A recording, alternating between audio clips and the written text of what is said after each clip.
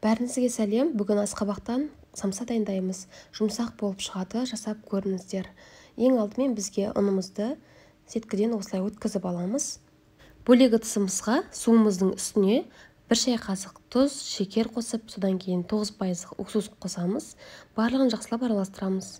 Майымызды алдын ала ертіп аламыз және суыған болуы керек. Ұнымыздың үстіне қосамыз.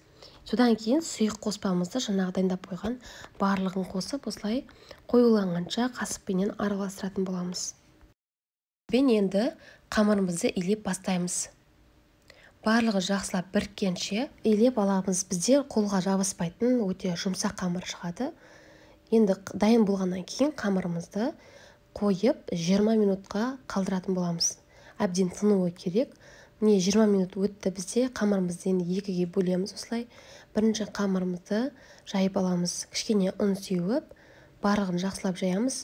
Жайған кезде де біздің қамырымыз жабыспайтын әдемі қамыр шығады. Қамырымызды толықтай жаймай тұрып, осы кезде кішкене ұн сеуіп алсақ болады. Қамырымыз кішкене бостау болып келеді. Ол жағынан қорықпаңыздар, жайған кезде осылай жабыспайтын болады. Екі қамырымызды бірден жайып аламыз. Сары майымызды алдын ала ертіп, суытып қоямыз. Үстіне міне жартысын ғана құямыз. Майды қолымызбен жақсақ та болады. Қолмен жақсаңыздар, майымыз барлығына жетіп, әрі жағуға да ыңғайлы болады. Екінші қамырымызды да жайғаннан кейін үстіне тағы қалған майды құйып, осылай қолымыздың көмегімен барлығын жеткізіп жағып шығамыз. Шетінен бастап осылай тартып ораймыз. Қамырдың рецебін осы бейненің астына қалдырып кетемін. Сол жерден қарап, грамдармен қоссаңыздар болады. Барлығын тартып орағаннан кейін енді біз шетінен бастап осылай көрсетілгендей орап шығатын боламыз. Менің каналымда басқа да рецептілер бар. Соған қарап жасасаңыздар болады. Тәттілердің, салаттардың, ыстық тамақтардың рецептілері бар. Дәл осы бейненің астында барлығы көрсетілген. Самсамыздың қамырын міне осылай көрсетілгендей барлығын тағы да жинақтайтын боламыз. Пакетке салып, тоңазытқышқа кемінде 1 сағатқа, сағат жарымға қойып қоятын боламыз. Енді қыздар, міне біз асқабағымызды тазалаймыз. Дәл осындай асқабақты сыртында қабықтарын ашып алатын боламыз. Мен қазір өзіме 400 грамын ғана қолданамын.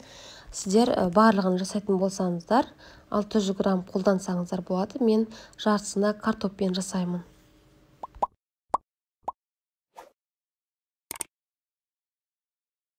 Асқабақты дәл осылай ұсақтап турап аламыз. Барлығын бір ыдысқа салып, содан кейін жуаны ұсақтап тураймыз. Мен 1 жуа қостым. Барлығын салып, енді дәмдеуіштерін қосамыз. Тұз және бұрыш қосамыз, қара бұрыш. Содан кейін сұйық май құямыз. Шекер қосамыз, дәмі шығу үшін. Барлығын жақсылап араластырамыз. Енді жаңағы дайындап қойған қамырымызды тоңазытқыштан алып, грамдармен бөлетін боламыз. 50-55 грамнан алсақ болады. Мен 4 бұрышты етіп жасаймын. Ішіне асқабақты кішкене көптеу қосамыз. Піскен кезде барлығы кішірейіп қалады.